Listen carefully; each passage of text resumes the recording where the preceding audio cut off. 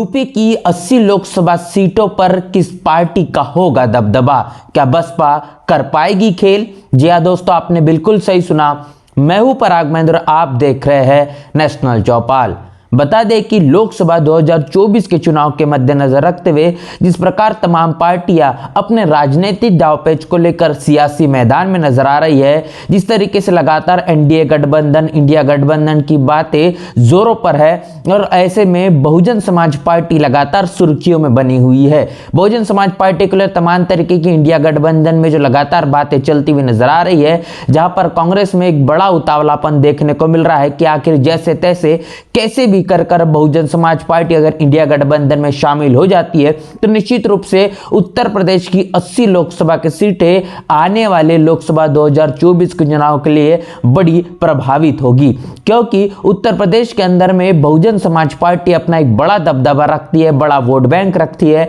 और निश्चित रूप से कांग्रेस खासा अपना प्रभाव उत्तर प्रदेश में नहीं रख पाती है। समाजवादी पार्टी कहीं न कहीं तमाम तरीके की लगातार अखिलेश यादव के माध्यम से जो बयानबाजी करते हुए नजर आ रही है, काफी लोग ये भी कह रहे हैं कि अभी समाजवादी पार्टी के माध्यम से इंडिया गठबंधन अब दूरी बना ली है, समाजवादी पार्टी ने इंडिया गठबंधन को छोड़ दिया। तमाम तरीके की बातें यहां पर देखने को मिल रही है, और ऐसे में अब हम चर्चा करेंगे उत्तर प्रदेश की तमाम वो 80 लोकसभा सीटों को लेकर आखिर क्या कुछ होगा आने वाले लोकसभा 2024 के चुनावी नतीजों में। बता दें कि तमाम 80 लोकसभा की सीटें निश्चित रूप से निर्धारित करती कि दिल्ली के तख्त पर, गद्दी पर कौन बैठेगा, इसलिए बड़ी महत्वपूर्ण और अहम हो जाती है उत्तर प्रदेश की 80 लोकसभा की सीटें। और तमाम 80 लोकसभा के सीटों के साथ साथ अब एक के बाद एक तमाम 80 लोकसभा के सीटों को लेकर हम आपके साथ में रूबरू होंगे, और एक नई श्रृंखला के साथ आज की पहली शुरुआत कर रहे हैं बिजनौर से। और बिजनौर की जो सीट है बहुत महत्वपूर्ण है, और इस सीट के आधार पर और इसके साथ साथ आने वाले तमाम श्रृंखलाओं की एक जानकारी देते बता दूं कि आज से हम शुरू कर रहे हैं अपने 80 लोकसभा सीटों को लेकर बहुजन समाज पार्टी और तमाम पार्टियों को लेकर क्या कुछ यहां पर ब्यौरा रहेगा, कैसे आने वाले लोकसभा 2024 के चुनाव के लिए चुनावी नतीजे हो सकते हैं, क्या जातीय समीकरण होंगे, किस तरीके से किस सीट पर कौन सी पार्टी अपनी दावेदारी मजबूती से पेश कर सकती है, तमाम चीजों को लेकर हम चर्चा बातचीत करेंगे। और आज की श्रृंखला को शुरू करने से साथ साथ हम शुरुआत कर रहे हैं पहली सीट जो कि बिजनौर की है। और बिजनौर लोकसभा की सीट तब जाके सुर्खियों में आई जो कहने के अनुमान नहीं लगाया जा रहा था कि पिछले 2019 के चुनाव के दौरान जो नतीजे देखने को मिले, जहां पर बहुजन समाज पार्टी और समाजवादी पार्टी का एक गठबंधन था, और उस गठबंधन के आधार पर खासतौर पर बिजनौर से बहुजन समाज पार्टी के मल्लूक नागर इन्होंने चुनाव लड़ा, और बड़ी मजबूती से उन्होंने चुनाव लड़ने का काम किया, और इतना ही नहीं तो वो चुनाव जीता भी। तमाम तरीके से आंकड़ों से आपको रूबरू करूंगा कि क्या कुछ हो रहा है, किस तरीके से तमाम इतिहास में जो आंकड़े रहे हैं। बता दूं कि 2014 के अंदर में इस चुनावी पूरे माहौल के दौरान जिस प्रकार मोदी लहर और तमाम तरीके की चीजें देखने को मिल रही थी, ऐसे में 2014 में कुंवर भारतेंद्र सिंह जो बीजेपी के सांसद 2014 में इस बिजनौर की सीट से बनते हैं, और जो उसके बाद समाजवादी पार्टी से जो दूसरे नंबर पर रहने वाले शाहनवाज है, जो समाजवादी पार्टी के प्रत्याशी रहे, जो दूसरे नंबर पर है, और तीसरे नंबर पर यहां बहुजन समाज पार्टी रही है। और बहुजन समाज पार्टी और समाजवादी पार्टी यहां पर दूसरे तीसरे पायदान पर निश्चित रूप से रहती है, और कई बार यहां पर बहुजन समाज पार्टी ने अपनी मजबूत दावेदारी भी पेश की है। खासतौर पर तमाम जो जातीय समीकरण जो है, और जातीय समीकरण के आधार पर निश्चित रूप से जो कुछ इस पूरे सीट के अंदर में हो रहा है वो तमाम चीजें से आपको रूबरू करवा दूं। और इसमें SC ST OBC तमाम तरीके के लोग मौजूद है, और लेकिन सबसे बड़ी बात माइनॉरिटी की जाए तो मुस्लिम समाज का एक बड़ा वोट बैंक है जो कि 45% है। 45% मुस्लिम समाज का वोट बिजनौर लोकसभा सीट के अंदर पाया जाता है। इसमें दलित है जो 22% है, जाट है, चौहान है, त्यागी है, ये तमाम जो समाज है ये भी बड़ा प्रभाव अपना रखते हैं। खासतौर पर दलितों का जो वोट बैंक है तकरीबन 22%, और मुस्लिमों का जो वोट बैंक है 45%, ये बहुत ज़्यादा अहम होता है बिजनौर की सीट के लिए, क्योंकि बिजनौर सीट में ये निश्चित रूप से भले हिंदुओं का वोट बैंक अधिक हो, लेकिन मुस्लिम वोटर जो है ये निर्धारित करता है कि आखिर इस सीट पर किसकी जो जीत है वो दर्ज होगी, क्योंकि जिस प्रकार मुस्लिम वोटर है वो वोटर बहुत बड़े पैमाने पर वोट करने का काम करता है तुलनात्मक रूप से हिंदू वोटर के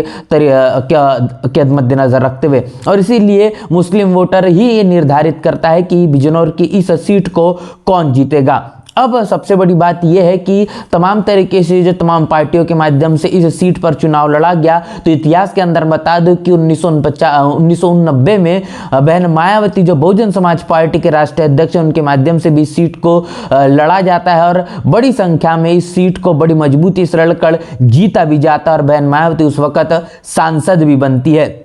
इसी के साथ साथ अब 2019 में जो चुनावी नतीजे आए, चुनावी नतीजे के तौर पर बता दूं कि मलूक नागर जो बहुजन समाज पार्टी के जो सांसद इस वक्त है, जिन्होंने इस चुनाव को जीता था 2019 में, वहां पर बता दूं कि 5,61,045 वोट लेने का काम मलूक नागर ने यहां पर किया, जो बहुजन समाज पार्टी के बिजनौर से सांसद है। दूसरे नंबर पर बीजेपी यहां पर रही है, जहां पर कुंवर भारतेंद्र सिंह जो बीजेपी के प्रत्याशी रहे, जिन्होंने 4,91,104 वोट लिया। और उसके बाद बात करूंगा यहां पर तीसरे नंबर पर कहने की कांग्रेस नजर आती है, जहां से नसीमुद्दीन सिद्दीकी जो कांग्रेस के प्रत्याशी रहे, जिन्होंने 25,833 वोट लिया है। तो ये 2019 का कहने के आंकड़ा रहा है। अब निश्चित रूप से 2024 नजदीक है और 2024 को लेकर तमाम तरीके की बातें बिजनौर सीट से लेकर ये भी चल रही है कि जिस प्रकार बहुजन समाज पार्टी के राष्ट्रीय अध्यक्ष बहन मायावती, इन्होंने जिस तरीके से बहुजन समाज पार्टी के जो national coordinator Akash Anand,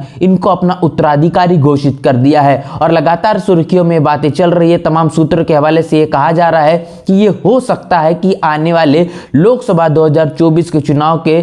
Bijnor seat से आकाश आनंद ये अपनी दावेदारी पेश कर सकते हैं, बिजनौर सीट से आकाश आनंद चुनाव लड़ सकते हैं। ये तमाम तरीके की बातें लगातार देखने को मिल रही है। अगर ऐसा होता है तो निश्चित रूप से बिजनौर सीट को बहुजन समाज पार्टी को एक सीट को जीतना बहुत आवश्यक और अहम हो जाएगा, क्योंकि जिस तरीके से आकाश आनंद के कांधों पर एक बड़ी जिम्मेदारी है, जिस लोकसभा 2024 के चुनाव में बहुजन समाज पार्टी के जो तमाम नतीजे है वो तमाम नतीजे सकारात्मक, और तमाम जो 10 लोकसभा की सीटें उत्तर प्रदेश में बहुजन समाज पार्टी ने जीत कर लाई थी, इस आंकड़े को अब बढ़ाना, इस आंकड़े के अंदर में अब बड़ी वृद्धि होना ये भी बहुत आवश्यक है, क्योंकि बहुजन समाज पार्टी के लिए बहुत गंभीरता, करो या मरो लड़ाई वाला ये चुनाव है, क्योंकि ये निर्धारित करेगा कि आने वाले तमाम तरह के जो सांप्रदायिक माहौल पूरे देश के अंदर में चल रहे हैं, ऐसे में इंडिया गठबंधन को लेकर जिस तरीके से बहुजन समाज पार्टी की जो बात चल रही है, इंडिया गठबंधन में अगर बसपा शामिल हो जाती है तो निश्चित रूप से भारत की राजनीति के अंदर में जो तस्वीर है बड़े पैमाने पर बदलती हुई नजर आएगी, और इसलिए अहम हो जाता है बिजनौर सीट को बहुजन समाज पार्टी के माध्यम से जीतना। हाल ही में वर्तमान में बहुजन समाज पार्टी के बिजनौर के जो सांसद है ये बहुजन समाज पार्टी से मलूक नागर है, जो लगातार तमाम तरीके के अपने बयानों को लेकर सुर्खियों में रहते हैं। अब क्या कुछ होगा आने वाले 2024 के चुनाव में, बसपा फिर एक बार मलूक नागर इनको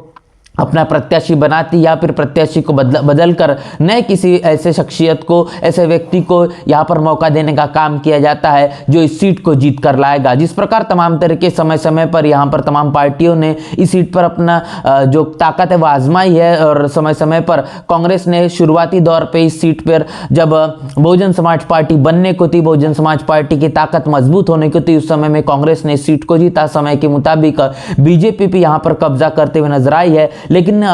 पिछले बार जिस प्रकार उम्मीद के मुताबिक बहुजन समाज पार्टी ने बड़े फासले से इस सीट को जीता, और उम्मीद ये भी लगाया जा रहा है कि अब आने वाले लोकसभा 2024 के चुनाव में भी निश्चित रूप से बसपा इस सीट को बड़ी मजबूती से जीत सकती है। तो जब तक परिणाम नहीं आ जाते तब तक तमाम तरीके के अनुमानों के आधार पर ये चीजें हमने आपके साथ में साझा की है। श्रृंखला हमने शुरू कर दी है तमाम 80 लोकसभा सीटों की उत्तर प्रदेश के अंदर में जो मौजूद है, और ऐसे में अभी शुरुआत हमने की है बिजनौर से कल हम दूसरी नई सीट को लेकर नई